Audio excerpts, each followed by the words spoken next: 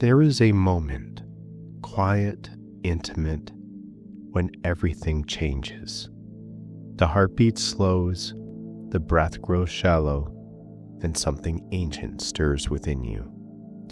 It's not fear, it's not pain, it's a subtle remembering. Many who have returned from near-death experiences speak of this passage, not as an end, but as an awakening. They describe it like slipping off a heavy coat. A sudden release from the dense friction of physical life. The body becomes distant, almost irrelevant, and in its place arises a clarity, a peace, and awareness deeper than thought. Time no longer behaves the same way. There is no ticking clock, no rush to go anywhere. Instead, you find yourself observing everything, your body, the room, the people nearby, from a higher vantage point, not in imagination, but in startling vividness. Some say they floated above their own body, watching with detachment and compassion, not as a ghost, but as a pure presence. In that space, there is often a light, not merely a light that you can see with your eyes, but a radiance that draws you. A light that feels like home, warmth without heat, intelligence without words, love without condition. And you feel yourself moving, not with your legs, but with your intention. It's a journey, not across distance, but across vibrational states. You are no longer confined to the laws of biology or gravity. You are thought. You are a soul. You are returning. This is a threshold, where many call the transition. Some experience it gently, guided by familiar figures, angelic beings, or long-lost loved ones. Others enter it through a tunnel or a corridor, a symbolic birth canal into another realm of being. Yet the experience is not identical for everyone. It is shaped by who you are, what you believe, and what your soul is ready for. A Christian might glimpse Christ. A child might be greeted by a pet. A seeker may enter a landscape shaped by wonder and mystery. The afterlife is not a singular place. It is a reflection of your deepest inner state, refined beyond the noise of the material world. What remains consists across thousands of accounts is the overwhelming sense of love. Not emotional love, but a boundless, intelligent presence that permeates everything.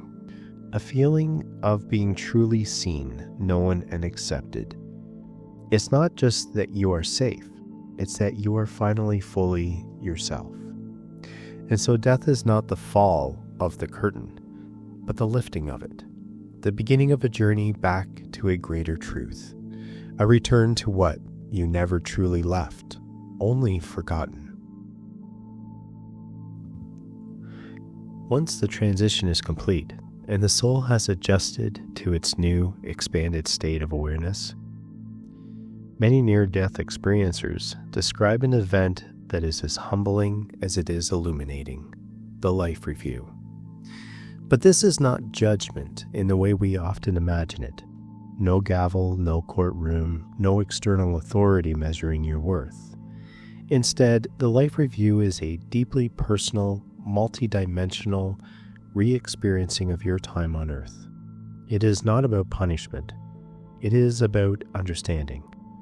You do not simply recall your life like flipping through a photo album, yet you feel it moment by moment, not only from your own perspective, but through the eyes and hearts and minds of those you interacted with. Every kind gesture, every harsh word, every smile, every indifference, you experience it again, not to shame you, but to waken you to the interconnectedness of all things. In this space, the illusion of separateness dissolves. You see clearly that there were never truly others. There was only you, playing out an infinite dance of cause and effect, intention and consequence.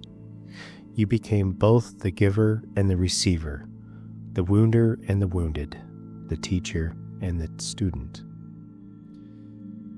People often speak of their entire lives flashing before their eyes in what seems like an instant.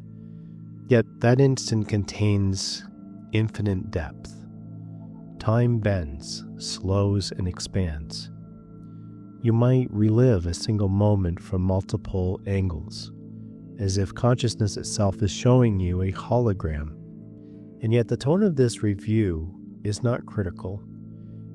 It is loving, even when difficult truths arise. Beings of light, often interpreted as guides, ancestors, or higher aspects of your own self, accompany you with unwavering compassion. They do not scold, they show. And in that showing, they help you remember. Remember the agreements you made before entering the world. Remember why you chose your challenges, your family, your body, your joys, and your wounds. You begin to see life not as random chaos, but as a carefully woven tapestry, each thread intentional, even if the pattern was hidden while you were alive. In this reflection, deep soul learning occurs. You begin to understand the real power of love, not just romantic love or familial affection, but the universal force of unity that binds all of existence. You see where you brought more light into the world and where you dimmed it. And you are moved, often to tears, not by guilt, but by an overwhelming desire to evolve. This is not about right or wrong, it's about alignment and how closely your life reflected the truth of who you really are beyond the mask of the ego and fear. And even when you see your darkest moments, you are held in a field of grace so profound that nothing is condemned or only illuminated. And in that light you come to see nothing was wasted, not a single moment. Every mistake, every triumph, every heartbreak was part of your soul's unfolding, part of you becoming. And you begin to ask, what do I want to do next? How can I serve more fully? How can I become an even closer vessel of love? The life review is not the end of the journey. It is the beginning of a deeper awakening. The moment your external self begins to stretch its wings and remember how vast it truly is.